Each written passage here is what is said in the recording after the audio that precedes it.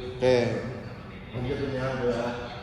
Yang pertama, Siapa yang ketawa lu ini ketawa ditatap sama lu? jangan dulu. Masa gini, ya bentar kan. Jangan dengar apa ya, jangan dengar apa ditatap dia. Oke, izin. Udah mulai. Izin kepada dosen pembimbing.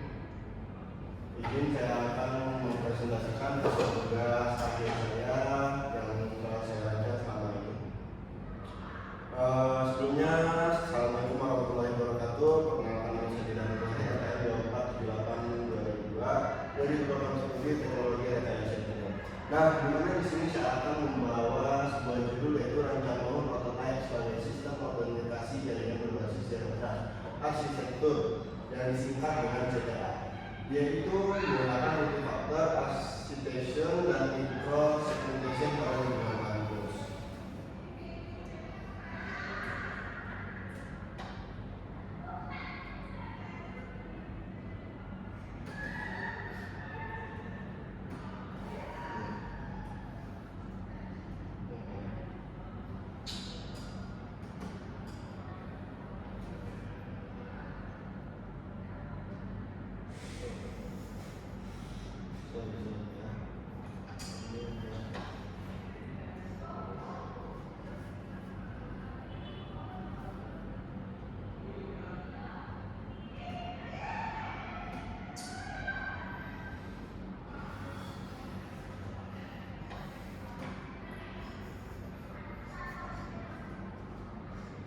Nah, latar belakang dari saya mengambil judul ini, kita itu memiliki kompleksitas keamanan jaringan kampus terus meningkat dan banyak pengguna perangkat hukum jaringan. Ada juga ancaman lateral maupun kredensial ke main dan middle. Sistem keamanan tradisional yang tidak lagi efektif dan diperlukan pendekatan zero trust arsitektur. Never trust always verify. Zero trust arsitektur memastikan setiap akses diverifikasi secara ketat tanpa kepercayaan implisit pada pengguna maupun perangkat di dalam jaringan kampus.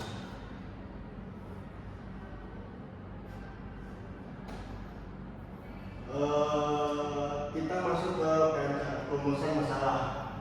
Ada perancangan CTA, bagaimana merancang dan membangun prototipe sistem arsitektur jaringan berbasis zero trust arsitektur pada lingkungan jaringan kampus.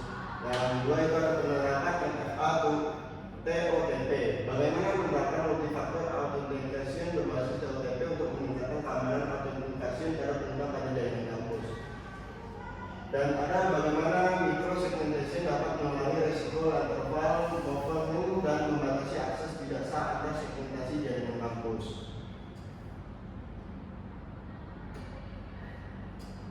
Tujuan penelitian ini yaitu 4 tujuan utama. Penelitian ini dirancang untuk membangun sistem autentikasi jaringan yang aman berbasis zero trust arsitektur di lingkungan kampus, yaitu ada satu, merancang prototipe zero trust arsitektur pada jaringan kampus, dan yang kedua itu kita mengimplementasikan multifaktor autentikasi yang berbasis OTP dan mengimplementasikan micro-segmentation pada jaringan kampus, dan yang terakhir menguji keamanan dan performa sistem jaringan secara menyeluruh.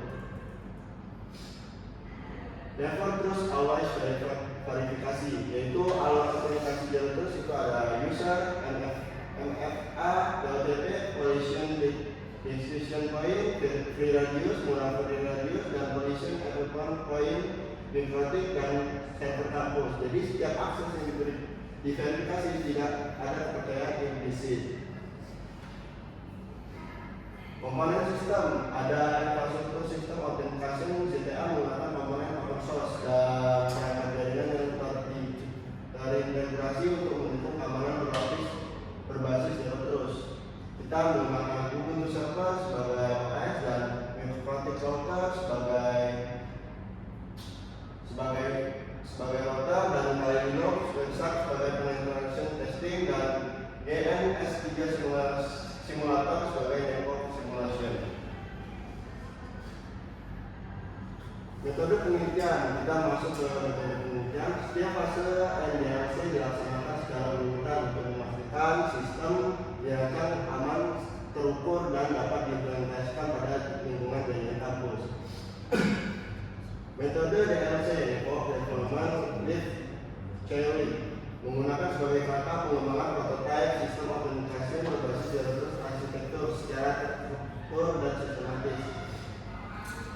Ada satu analisis, kemudian desain dan simulator dan implementasi.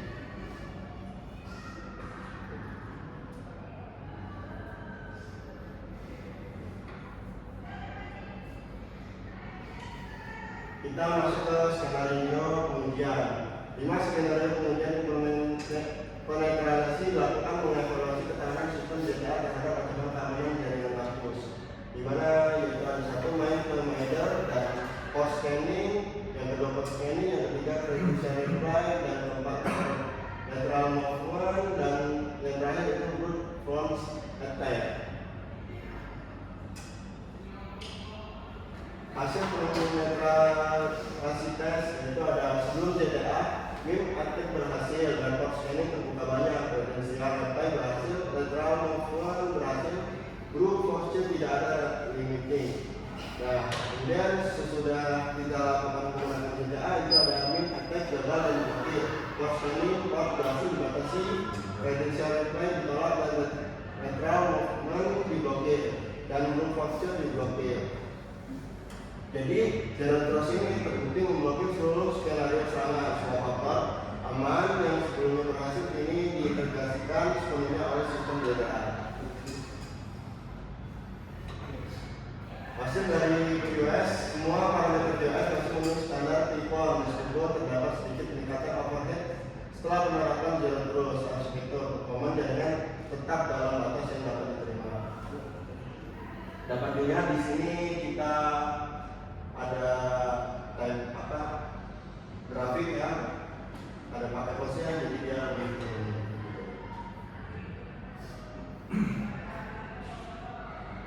hasil dari MFA sendiri itu berhasil authentication 100%, true positive rate-nya 100% dan true negatifnya 100%. Nah, kemudian reply attack gagal, asal salah di dalam sistem respons skenario autentikasi MFA berhasil divalidasi.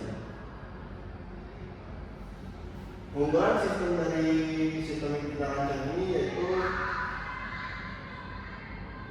sistem berbasis zero trust ini perlindungan berlapis, di mana dengan MFA, microsegmentation dan kontrol akses berbasis identitas. Nah, jadi dia menggunakan identitas, multi-factor authentication, kemudian menggunakan free radius, micro-square DOP, identification based access control, menggunakan micro-segmentation, aman dari credential dan mengurangi lateral movement. Kesimpulannya itu zero trust arsitektur berhasil diterapkan pada jaringan kampus dengan authentication berbasis OTP dan kebijakan akses tetap. Kemudian untuk kualitas layanan jaringan BIOS tetap memenuhi standar ICON meskipun sistem JDA aktif berjalan. MFA meningkatkan keamanan, authentication berhasil 100%, reply attack dan credential dicepat dan efektif. Kemudian untuk microsegmentation efektifnya, lateral movement diblokir, akses antar segmen jaringan dibatasi secara ketat. Jadi untuk jaringan-jaringan yang diblokir itu dia tidak akan bisa diakses. Kemudian prototipe JDA terbukti aman dan bisa diimplementasikan di lingkungan kampus data. Mungkin saran saya untuk dan rekomendasi untuk di sini itu kita mengembangkan sistem menggunakan network access control, kemudian integrasi sistem SIM dan monitoring real-time, dan yang terakhir itu kebijakan berbasis AI. Mungkin cukup sekian dari presentasi saya. Dari kepada dosen pembimbing, jika ada yang ingin dipertanyakan, saya terima pertanyaan. Oke. Jadi saudara, mengapa Anda memilih zero trust arsitektur ini sebagai solusi keamanan jaringan kampus? Izin menjawab Bapak dosen, Bapak Najibudin Gumilang, mengapa Anda memilih zero trust arsitektur sebagai solusi keamanan jaringan kampus? Nah, jadi saya memilih zero trust arsitektur ini karena model keamanan tradisional menganggap pengguna sudah berada di dalam jaringan sebagai pihak yang terpercaya. Padahal saat ancaman seperti credential theft, lateral movement, dan middle dapat berasal dari dalam jaringan. Nah, JTA menerapkan prinsip never trust always verify, sehingga setiap pengguna dan perangkat harus diverifikasi terlebih dahulu sebelum menggunakan akses jaringan kampus. Seperti itu Bapak Nasir. Oke, selanjutnya saya yang bertanya kepada saudara Anida, apa perbedaan utama antara keamanan jaringan tradisional dengan zero trust architecture? Untuk perbedaannya sendiri Bapak, itu tradisional berfokus pada pelindungan parameter jaringan. Nah, sedangkan pengguna berhasil masuk, akses biasanya diberikan secara luas, sedangkan zero trust ini tidak memberikan kepercayaan secara otomatis. Setiap permintaan akses harus melalui autentikasi terlebih dahulu. Jadi autentikasi, otomatisasi dan validasi integration secara terus-menerus. Jadi misalnya kita pergi ke gedung lain, sedangkan kita sudah menggunakan di wifi di gedung itu, dia di gedung yang sebelumnya kita datangi, dia akan lost connect dulu dan kita akan terhubung lagi di gedung selanjutnya dengan menggunakan authentication lagi. Oke, saudara Adira Wahid. Siap Bapak. Pertanyaannya, kenapa sih kamu itu menggunakan multi-factor authentication berbasis LTP? Izin menjawab Bapak, menurut saya LTP itu menghasilkan kode LTP yang berubah-ubah setiap 30 detik. Nah, sehingga sulit dicuri atau digunakan kembali. Walaupun passwordnya itu diketahui penyerang, mereka tetap tidak dapat login tanpa kode LTP yang valid. Jadi dia itu misalnya kita gagal saja sekali untuk memasukkan passwordnya itu, jadi dia harus minta LTP kembali. Jadi dia lebih aman. Bisa nggak kalau lebih dari 30 detik? Bisa.